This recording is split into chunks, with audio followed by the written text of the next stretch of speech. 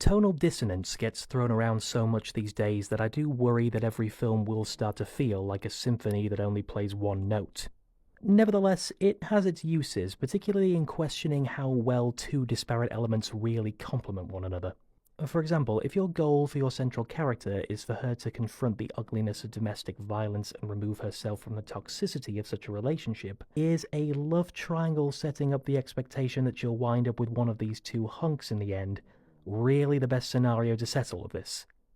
At the very least, given how blunt the trailers were regarding who the abusive one is, I think it kills the suspense around who she'll choose unless the aforementioned character goal has a much darker and more tragic conclusion than anyone would expect based on the practically Hallmark-esque commercials. Regardless of that setting though, It Ends With Us makes an admirable attempt at trying to reckon with the layers of deception that so commonly go hand in hand with domestic abuse. A lot of time is dedicated to being earnest about how easily one can become trapped in such a relationship, how they can treat it as dismissible and normal, and how past experience doesn't make you immune to going through it all again.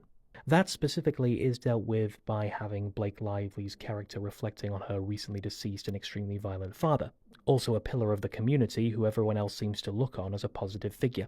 Through her eyes, she seems to be the only one who saw him for what he truly was, which makes communicating, even with her mother, who definitely was a victim of his, difficult, and the realization that she has ended up in something so similar all the more devastating.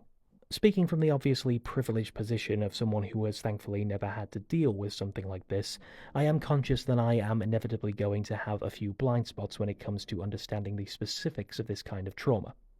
I can appreciate that my attitude towards even the hypothetical concept of an abusive parent or spouse is overly simplistic, particularly in how to respond to them. In my brain, they are a waste of space. What good, after all, are either of them if they fail to provide the basic requirements of love and security that they're meant to promise if they're to take on this role? But after all, that is what complicates matters. Society bombards us with that expectation from the moment we can comprehend it. Parents and spouses are supposed to love and support you, and you are supposed to love them in return. You're never given a more detailed assessment of it than that. That's just how it's meant to work. In the absence of that, do you think that the parts of a relationship that hurt you are simply part and parcel with love and nurturing? Do you recognize that it isn't love, but blame yourself for never receiving it the way others supposedly do?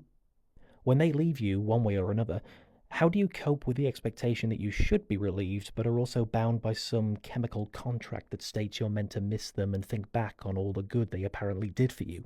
This is why the concept of It Ends With Us as a love triangle film, in which Blake Lively's ultimate fulfillment still includes ending up with a man, sent Graham Chapman's What Will the Neighbors Think op-ed racing through my mind. Because the film is ultimately trying to escape the shackles of domestic abuse while being at peace in a world that refuses to even confront it. The title is a reference to a vision of the wrongs of past and present no longer being a factor for future generations. But the way it seems to be suggesting that it is accomplished is simply by making peace with the reality that it happened, and seemingly that'll be enough to spot it in time going forward. Blake resolves her father's actions to her and her mother by admitting she won't miss him. She appeals to her abusive husband's sense of reason and love to resolve their situation, going so far as to give his abusive tendencies a tragic origin story to affirm that it isn't his projection of love that is warped. He simply got too much anger getting in the way of what is otherwise a pretty cool guy. Ultimately, it seems to simply admit that these bad things happen, and that's a fact of the world that we simply have to deal with after the fact. How exactly that can be considered ending with us is something of a mystery to me.